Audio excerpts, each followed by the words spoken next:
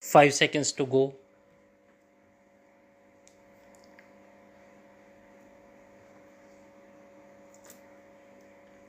Start. May I say a word here about the population of India? A great deal has been said and written about our tremendous population and how it overwhelms us and how we cannot solve any problem till the Indian population is checked or decimated. Well, I have no desire for the population of India to go on increasing.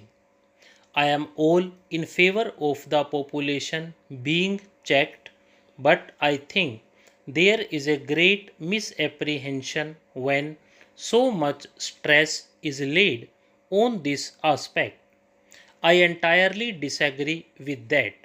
I think India is an underpopulated country, and I say this not because I want it to be much more populated. It is underpopulated because I want it to be much more populated. It is underpopulated because large tracts of India are still unpopulated. It is true that if you go to the Gangetic Plain, it is thickly populated. Parts of India are thickly populated, but many parts are not populated at all. A delegate to this conference told me last night that coming from Karachi to Delhi, Madras, and then to Okta Kumand, he was amazed to see the scarcity of population. Of course, he was traveling by plane. Nevertheless, the whole countryside appeared to him to be sparsely populated, and after all, it is possible to judge whether the country is heavily populated or not.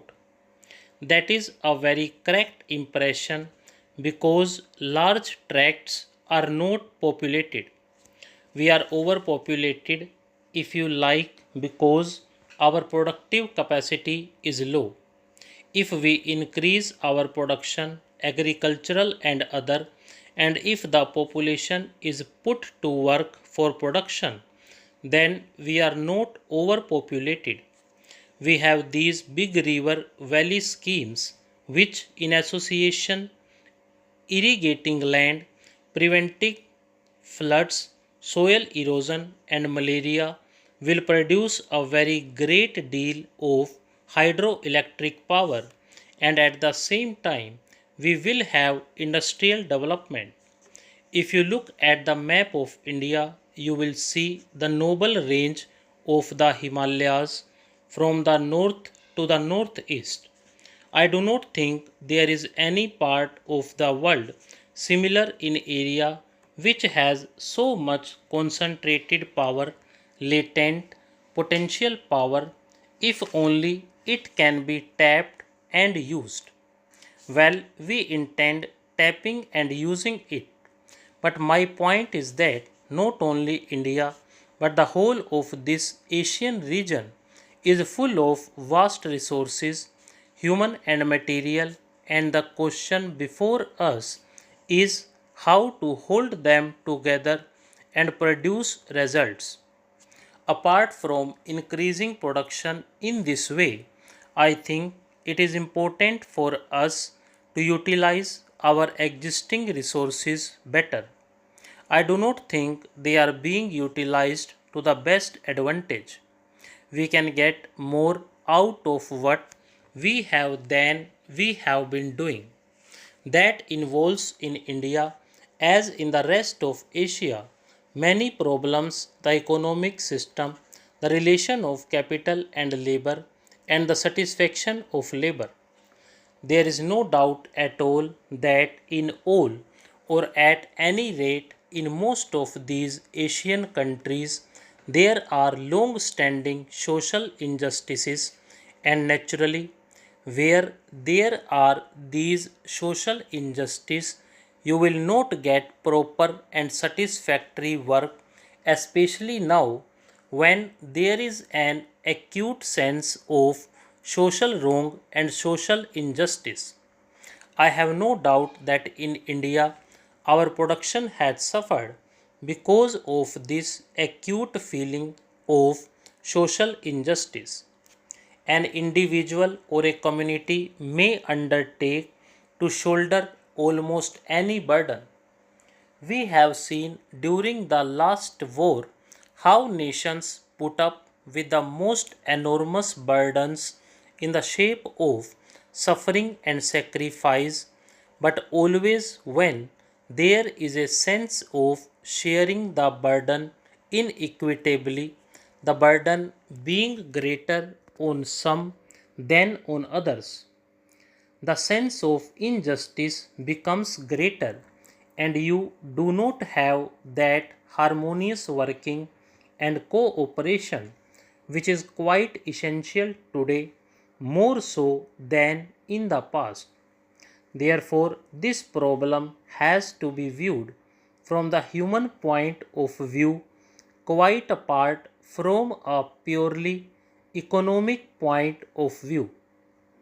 If one does view it from that human point of view, if one tries to cooperate without entering into a long argument, I think one can go far in solving it and getting the measure of cooperation even among people who may hold different theories.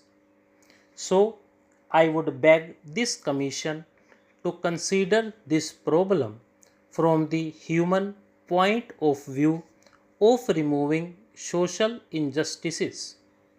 The Commission, of course, is not going to dictate to each individual country about its economic structure, but any advice from the Commission will no doubt go a long way, and most countries will probably follow it in the largest measure they can.